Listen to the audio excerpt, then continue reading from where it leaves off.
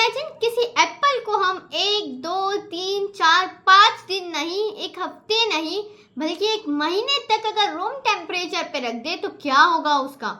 Obviously ma'am वो सड़ जाएगा। हाँ मुझे पता है वो सड़ जाएगा, बट क्यों, कैसे, क्या रीजन है उसकी सड़ने का? क्योंकि उस एप्पल में केमिकल रिएक्शन हो जाता है।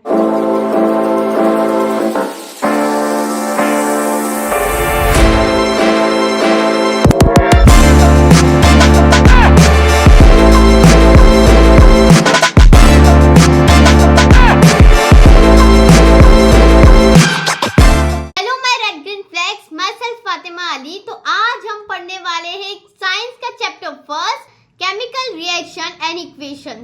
तो केमिकल रिएक्शन होती क्या है? क्या जरूरी है हमें केमिकल रिएक्शन पढ़ना? Obviously not. Okay, look at this picture now. Chemical changes क्या होते हैं? Balancing chemical equation, type of reaction, corrosion and rancidity. तो हम ये चारों टॉपिक इस वीडियो में बिल्कुल कवर करेंगे और ये वन शॉट वीडियो रहेगा, आपका पूरा चैप्टर आपका इसी वीडियो में कवर हो जाएगा। Okay, so let's get started. तो क्या होता है हमारा केमिकल रिएक्शन और क्यों हमें पढ़ना चाहिए केमिकल रिएक्शन? हम क्यों पढ़ रहे हैं भैया केमिकल रिएक्शन? क्योंकि हमारी एवरीडे लाइफ में हर जगह केमिकल रिएक्शन हो रहा है। हम हमारे घर के बाहर प्लांट्स को देखें तो प्लांट्स अपना फूड खुद बनाती है by the process of photosynthesis. Photosynthesis क्या है? केमिकल रिएक्शन है। हम अगर देखें आपके घर पे किसी लोहे की चीज होगी तो आप उससे नोट करना कि अगर उसे हम इन the presence of atmosphere, air या वाटर की प्रेजेंस में कुछ टाइम के लिए रख देंगे तो वो क्या हो जाती है, उसके ऊपर एक रेडिश ब्राउन कलर की परत जम जाती है। मतलब हम बोलते हैं ना जंग जम गई। वो जंग क्या है? Rusting of iron. और आयरन में हुआ क्या? Chemical reaction. आयरन नॉर्मली किस कलर का होता है? सिल्वर कलर का। बट जब उसमें केमिकल रिएक्शन होता है तो वो किस कलर में चेंज हो जाता है? ब्राउन कलर में, रेडिश ब्राउन कलर में वो चेंज हो जाता है। एब्सोल्युटली। और हम अगर बात करें कुकिंग की, अब कुकिंग की बात कर रहे हैं तो कुकिंग कैसे हुआ? कुकिंग में केमिकल रिएक्शन। तो जैसे ही एक एग्जांपल लेते हैं, एक एग है हमारे पास। एग हमेशा लिक्विड फॉर्म में आता है, हमें पता है एग के अंदर क्या होता है? लिक्विड होता है। बट जब हम उसे बॉईल करते हैं it changes into solid form, right? It changes into solid form.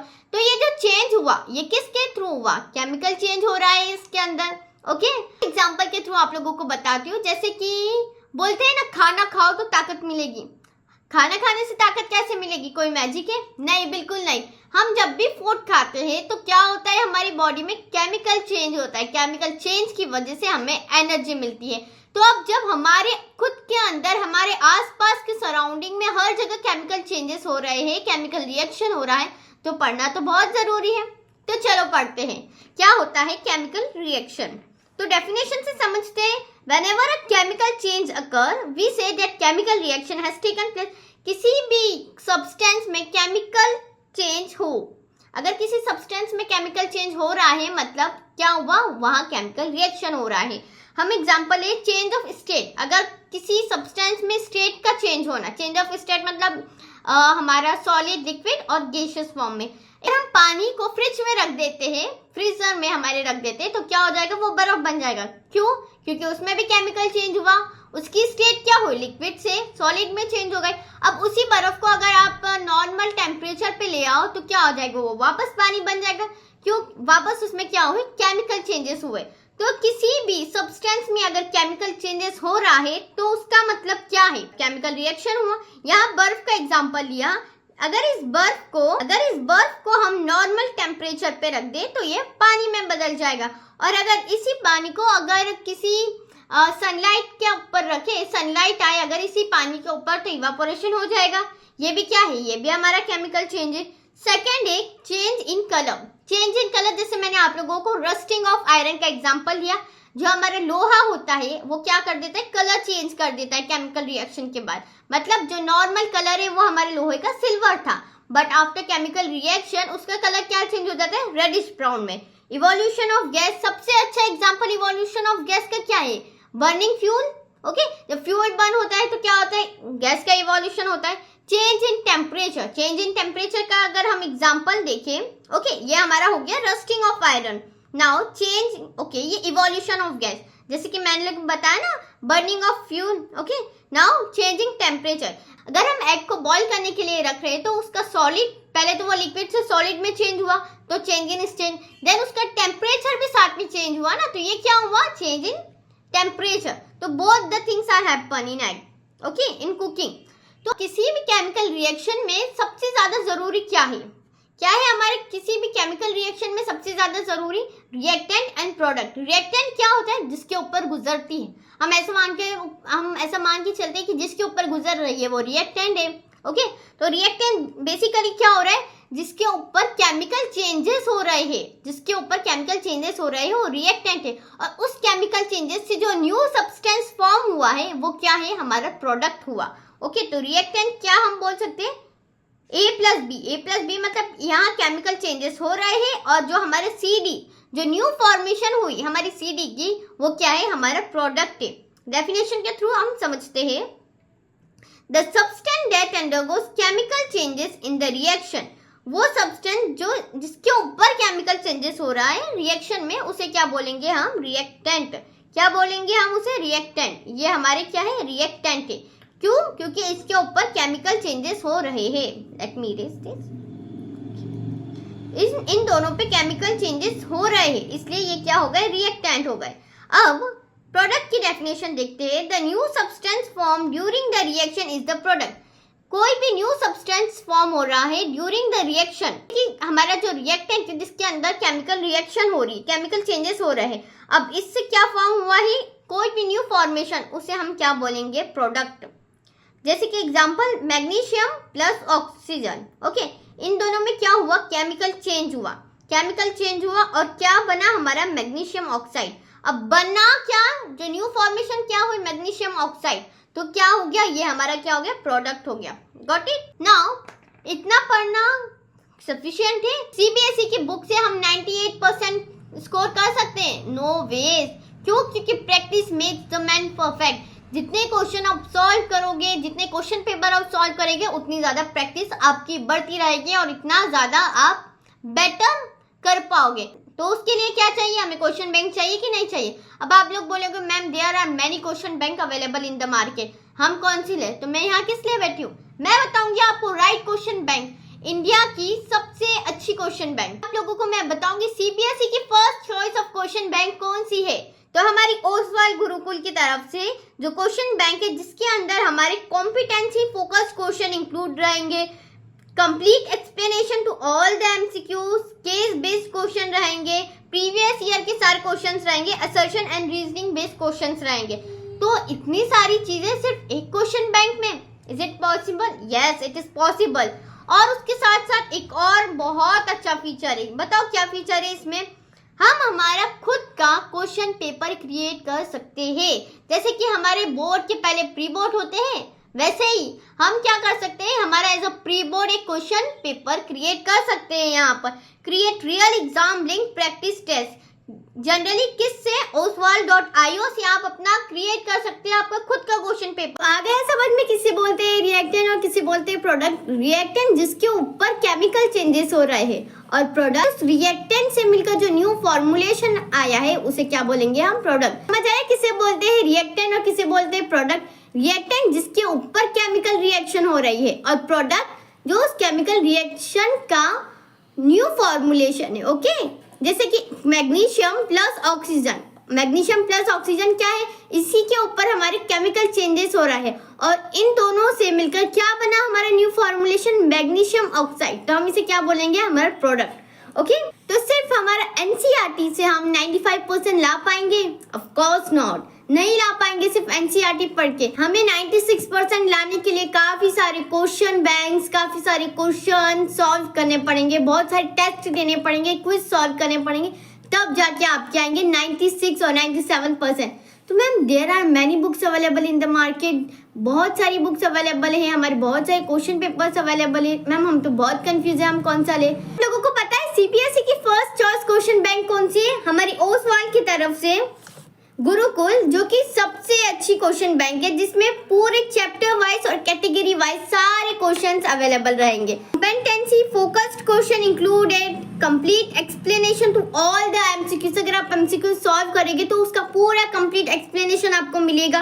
Case based question, previous year के सारे क्वेश्चन पेपर्स अवेलेबल रहे, assertion and reasoning based question, सारे रीजनिंग बेस्ड क्वेश्चन भी आपको मिलेंगे। अब इतना सब कुछ एक ही बुक में, तो फिर क्यों ना ले। यहाँ जो QR कोड दिया हुआ है सिर्फ उसे स्कैन करना है एंड बूस्ट योर ग्रेड। अब एक और चीज इसमें क्या फीचर इसमें सबसे यूनिक है, हमारा oswald.io, हम अपना एक रियल एग्जाम क्रिएट कर सकते हैं जिसमें क्या होगा, हम हमारा टाइम मैनेज कर सकते हैं कि सिर्फ 60 मिनट का हमें टेस्ट देना है। उसके बाद 1 लाख सिलेबस अलाइन क्वेश्चन से हमारे पास उसमें। देन उसके बाद एक और चीज, जब आप क्वेश्चन पेपर सॉल्व कर लेंगे तो उसके बाद एक एक्सपर्ट आएगा और आपके आंसर्स को रिव्यू करेगा और आपको बताएगा कि कहाँ मिस्टेक है। ओके, तो यार इतनी सारी चीज कहाँ मिलेगी आपको, तो जल्दी से जाओ और QR कोड को स्कैन करो and boost your grade. Again chemical equation, अभी हमने केमिकल रिएक्शन पढ़ा, केमिकल रिएक्शन क्या होता है, कैसे होता है। अब केमिकल इक्वेशन पढ़ते, क्या होती है केमिकल इक्वेशन, किसे पता है केमिकल इक्वेशन और केमिकल रिएक्शन में क्या डिफरेंस है। जैसे हम एग्जांपल लेते हैं, जैसे कि मैं बहुत लेट हो रही हूँ तो मैं क्या पूरा लिखूंगी मैग्नीशियम MAGNESIUM, नहीं, मैं क्या लिख दूंगी Mg। मैग्नीशियम का शॉर्ट फॉर्म क्या है Mg, ऑक्सीजन का O2, मैग्नीशियम ऑक्साइड MgO।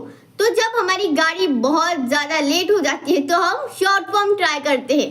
तो वैसे ही हम कुछ समझ लेते हैं कि केमिकल इक्वेशन क्या होती है, कि इक्वेशन की फॉर्म में शॉर्ट फॉर्म में होती है।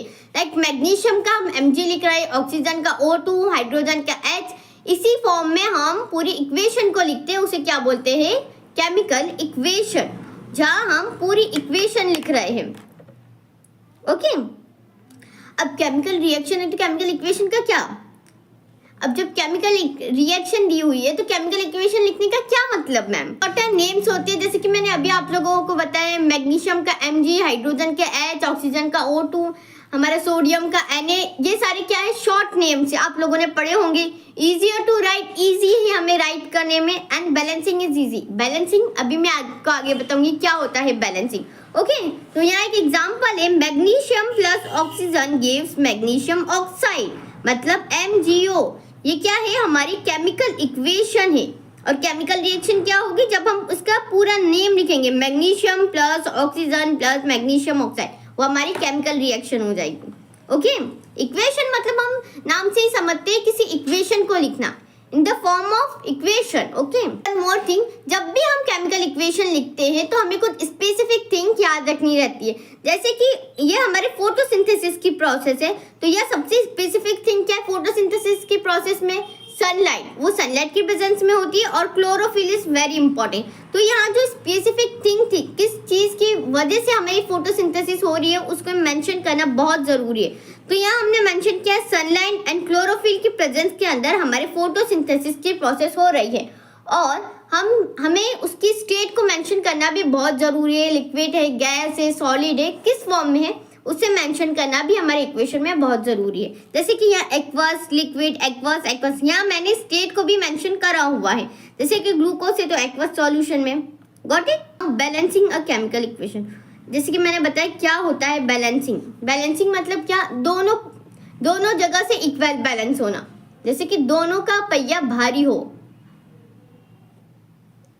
जैसे कि दोनों का पल्ला एक जैसा हो, ऐसा नहीं कि एक बहुत ज्यादा है तो एक बहुत कम है, ऐसा नहीं होना चाहिए, दोनों बिल्कुल सेम बराबर में होना चाहिए, तो बोल सकते हैं हम बैलेंस। किसी चीज को बैलेंस करके चलते हैं ना, किसी चीज को भी बैलेंस करके चलना रहता है ना, उसे क्या बोलते हैं हम, बैलेंसिंग द इक्वेशन। चीज को बैलेंस करना मतलब क्या, बैलेंसिंग द इक्वेशन, दोनों जगह से बिल्कुल एक बराबर होना चाहिए। अब यहाँ रिएक्शन में कैसे बैलेंस करेंगे, रिएक्शन में रिएक्टेंट साइड, जैसे कि मैंने आप लोगों को बताया था, रिएक्टेंट जिसके ऊपर रिएक्शन हो रही है उसका एटम नंबर, उसके अंदर जो एलिमेंट है उसका एटम नंबर, और जो हमारा प्रोडक्ट है उसमें जो एलिमेंट है उसका एटम नंबर, दोनों एक जैसे होने चाहिए, तो क्या हो जाएगी, रिएक्शन बैलेंस हो जाएगी।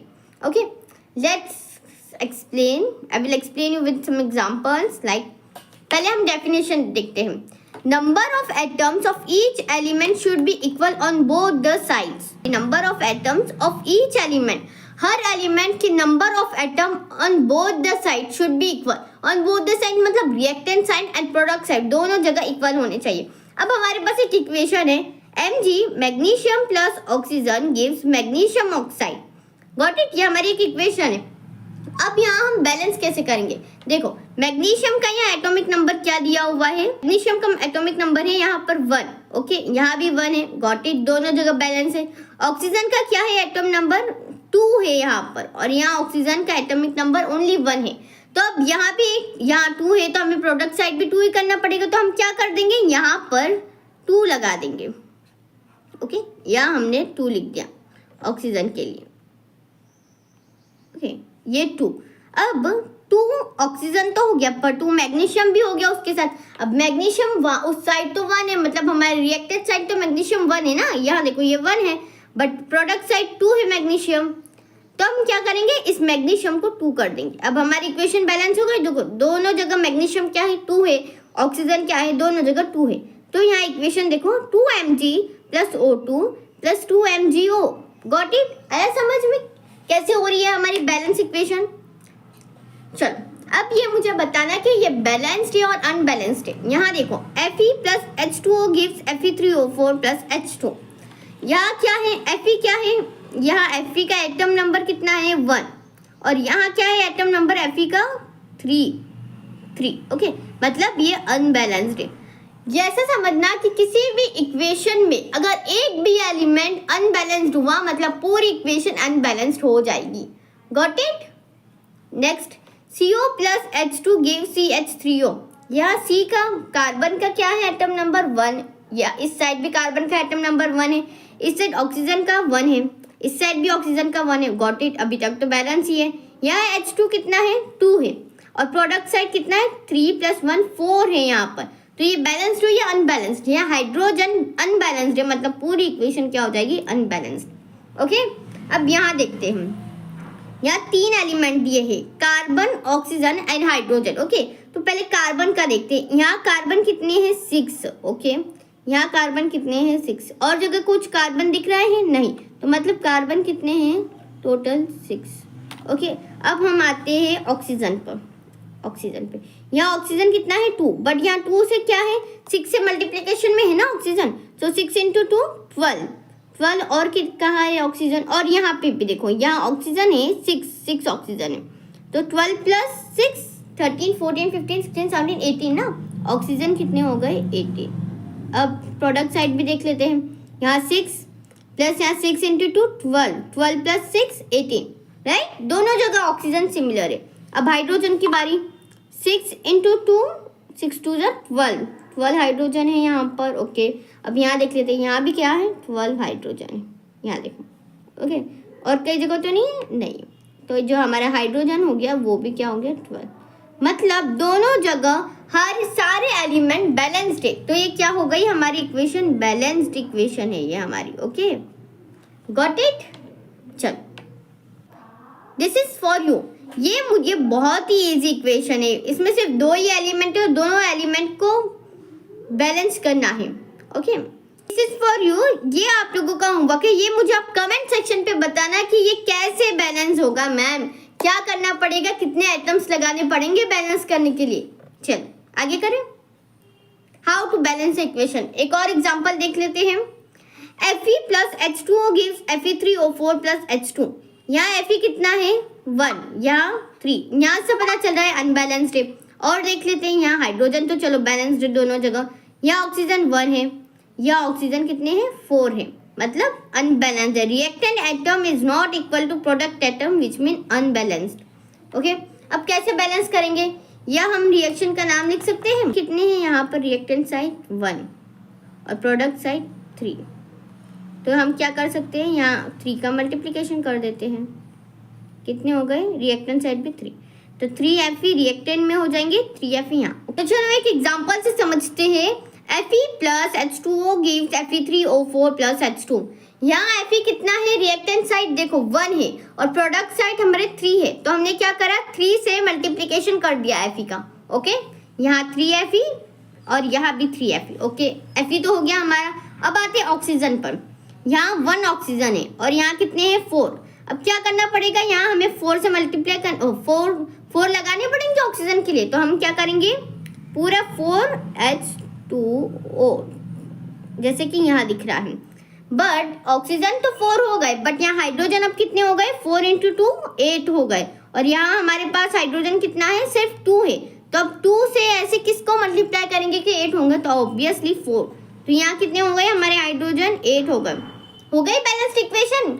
चल आगे पढ़ते हैं, एक एक एलिमेंट को लेकर देखना है आप लोगों को।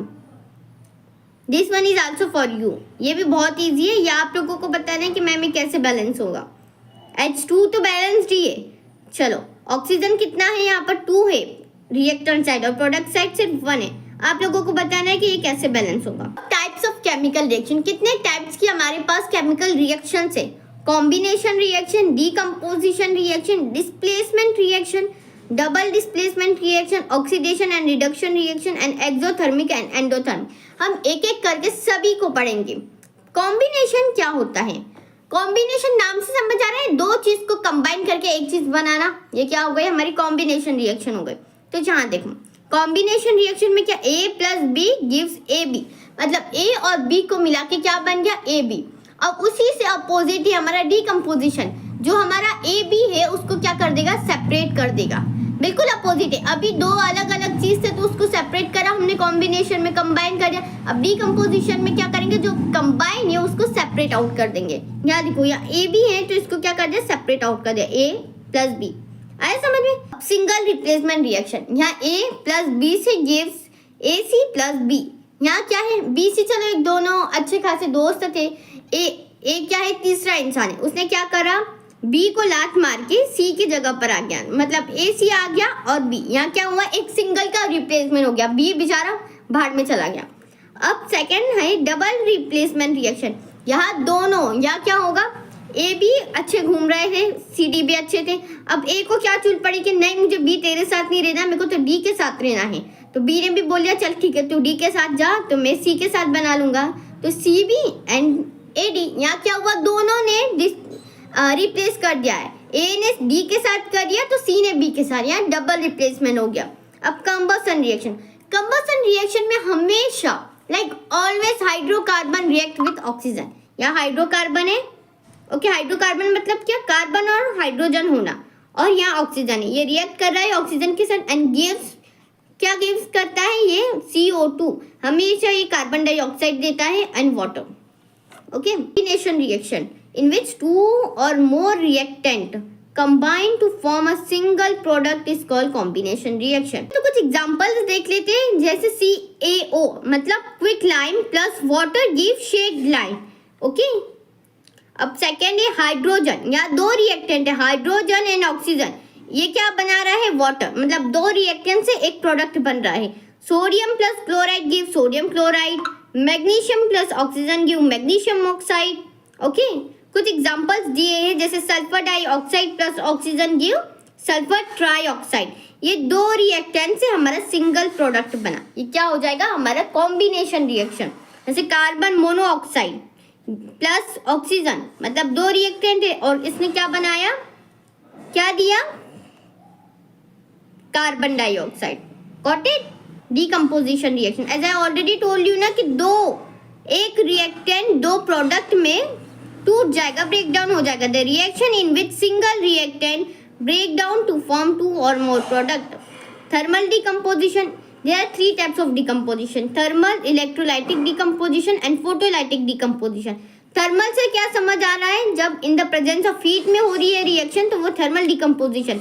इन द प्रेजेंस ऑफ इलेक्ट्रिसिटी तो इलेक्ट्रोलाइटिक डिकम्पोजिशन। लेट्स सी, देखो decomposition which is done by heat we call it thermal decomposition। okay यहाँ कुछ एग्जाम्पल दिए हैं, CaCO3 in the presence of heat it gives CaO plus carbon dioxide। जैसे ही electrolytic, it is done by electricity, we call it electrolytic decomposition। and again photolytic in which decomposition which is done with the help of light energy, we call it photolytic decomposition। okay देखो यहाँ कुछ certain examples दिए हुए हैं, जैसे कि water gives hydrogen plus oxygen, hydrogen peroxide gives water plus oxygen. जैसे कि copper carbonate gives copper oxide plus carbon dioxide. Ammonia, ammonia क्या दे रहा है, नाइट्रोजन प्लस हाइड्रोजन। और हमारा nitrogen triiodide gives nitrogen plus iodine. तो यहाँ क्या है, सिंगल रिएक्टेंट से हमारे दो प्रोडक्ट निकल रहे हैं। जैसे कि अमोनिया से क्या निकला, नाइट्रोजन हाइड्रोजन।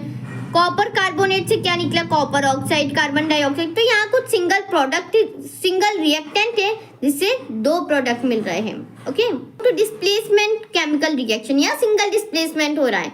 कैसे होगा सिंगल डिस्प्लेसमेंट के 2HCl plus Mg gives MgCl2 plus H2। मतलब क्या हो गया, hydrochloric acid gives hydrochloric acid plus magnesium. अभी तक ये था, तो क्लोराइड ने क्या करा मैग्नीशियम के साथ, तो मैग्नीशियम क्लोराइड बना के हाइड्रोजन को फेंक दिया। हाइड्रोजन बार बार फेंका ही रहा है। देखो यहाँ पर क्या है, सेकंड एक और एग्जांपल लेते हैं, नाइट्रिक एसिड प्लस मैग्नीशियम। तो क्या हो गया, मैग्नीशियम नाइट्रेट बन गया और हाइड्रोजन फेंका गया। आगे जिंक प्लस हाइड्रोक्लोरिक एसिड, यहाँ हाइड्रोक्लोरिक एसिड जिंक के साथ है, तो अब जिंक ने क्या करा, क्लोराइड के साथ बना लिया, तो जिंक क्लोराइड बन गया और हाइड्रोजन फिर से बाहर। Then Pb lead plus H2SO4 sulphuric acid gives lead sulphate plus hydrogen. आया समझ में। तो यहाँ क्या हो रहा है, लेड ने किसके साथ बनाया, सल्फेट के साथ कॉम्बिनेशन करके हाइड्रोजन को बाहर फेंक दिया। तो क्या हो गया, लेड सल्फेट बन गया और हाइड्रोजन बाहर हो गया। या जिंक ने क्लोराइड के साथ बना लिया, मैग्नीशियम ने नाइट्रेट के साथ बना लिया और हाइड्रोजन को बाहर फेंक दिया।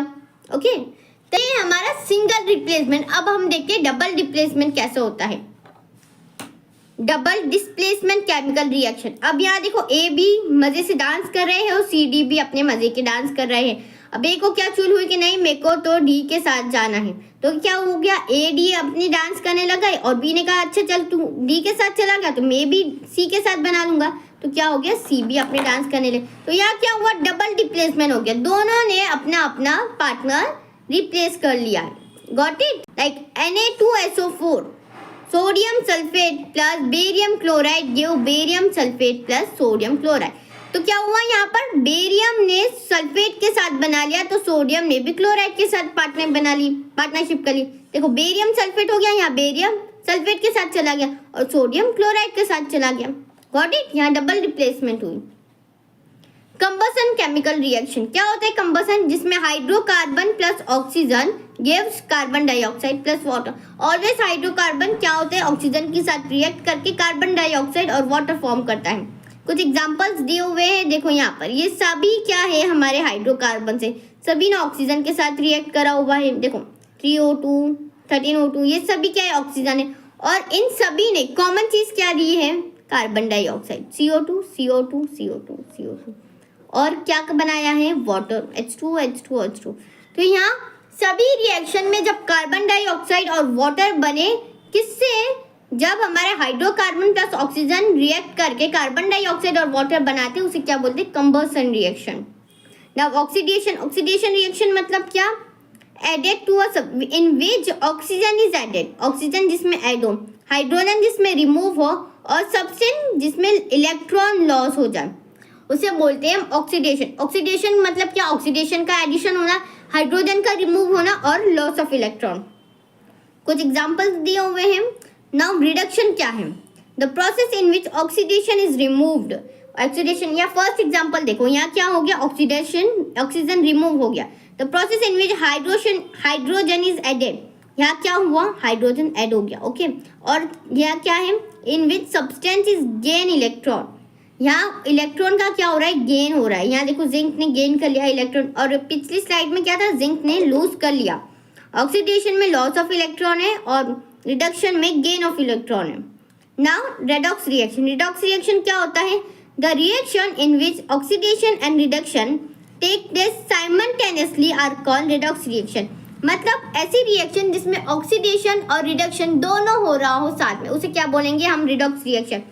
देखो यहाँ पर ऑक्सीडेशन और रिडक्शन इस रिएक्शन में दोनों हो रही है। जैसे कि देखो यहाँ रिडक्शन हो रही है, मतलब क्या, ऑक्सीजन का रिमूव हो गया। ऑक्सीजन का रिमूवल क्या होता है, रिडक्शन होता है। और यहाँ क्या हुआ, ऑक्सीडेशन हो रहा है। यहाँ क्या हुआ, ऑक्सीजन का ऐड हो गया। यहाँ ऑक्सीजन ऐड हो गया मतलब ऑक्सीडेशन, और यहाँ ऑक्सीजन रिमूव हो गया मतलब रिडक्शन। तो दोनों ही चीज एक ही जब हमारी इक्वेशन में मिलती है तो क्या हो जाती है, redox reaction. Now effect of oxidation in our daily life. Oxidation का इफेक्ट हमारी डेली लाइफ में क्या कहाँ कहाँ होते हैं? कोरोशन और रेंसिडिटी। क्या होता है कोरोशन? क्या होता है रेंसिडिटी? क्या होता है कोरोशन? जैसे कि मैंने आप लोगों को बताते थे rusting of iron. Rusting of iron क्या? कोरोशन है। Corrosion okay. जैसे कि effect of corrosion car body, जो भी हमारी स्टील की कार बॉडीज होती है उसके ऊपर कुछ इस तरीके की जंग लग जाती है। हमारी आयरन रेलिंग्स के ऊपर, ये देखो आयरन की रेलिंग्स के ऊपर जंग लग गई है। ओके, शीप के ऊपर जंग लग गई, ये क्या हो गया? कोरोशन, ऑक्सीडेशन हो रहा है। ओके, नाउ इसे हम कैसे प्रिवेंट कर सकते हैं? ऑयल पेंट्स करके हम प्रिवेंट कर सकते हैं ऑक्सीडेशन कोरोशन को? एब्सोल्युटली, जब हम ऑयल पेंट कर देते हैं तो हम प्रिवेंट कर देते हैं कोरोशन को। Rancidity, it is the process of slow oxidation for oil and fat present in the food material. किसी भी फूड मटेरियल में जो ऑयल और फैट प्रेजेंट रहता है उसका स्लोली ऑक्सीडेशन होना ही रेंसिडिटी बोलते हैं।